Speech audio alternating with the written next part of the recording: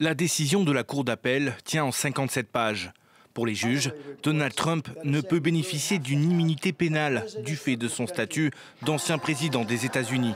Il peut donc être poursuivi par la justice pour avoir tenté d'annuler sa défaite lors de la présidentielle américaine de 2020. Nous ne pouvons pas accepter l'affirmation de l'ancien président Trump selon laquelle un président dispose d'un pouvoir illimité pour commettre des crimes, qui neutraliserait le contrôle le plus fondamental du pouvoir exécutif, la reconnaissance et la mise en œuvre des résultats des élections. Un sérieux revers pour le favori de la primaire républicaine. Cette décision bat en brèche les arguments de ses avocats. Selon eux, les anciens locataires de la Maison-Blanche doivent être protégés de toute poursuite judiciaire et ne peuvent être inculpés au pénal sans avoir été au préalable destitués par le Congrès américain. Donald Trump compte faire appel de la décision. Un président des États-Unis doit bénéficier d'une immunité totale pour pouvoir fonctionner correctement et faire ce qui doit être fait pour le bien de notre pays.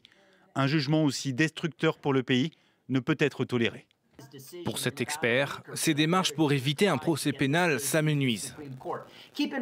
Gardez à l'esprit que la Cour suprême des États-Unis n'est pas obligée d'examiner cette affaire. En fait, elle a refusé de prendre la plupart des cas qui lui sont présentés. Donc, il n'est pas sûr que la Cour suprême des États-Unis veuille accorder une révision et veuille entendre cette affaire.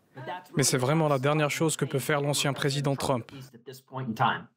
En tout, Donald Trump est poursuivi dans 4 affaires. En plus de celles liées à la tentative de manipuler les résultats de la dernière présidentielle, il fait face à des accusations fédérales en Floride pour avoir entreposé illégalement des documents classifiés dans sa propriété. L'ancien chef d'État est aussi accusé en Géorgie de tentative de fraude électorale dans cet État en 2020. Enfin, il est inculpé dans le cadre de paiements secrets faits à l'actrice pornographique Stormy Daniels.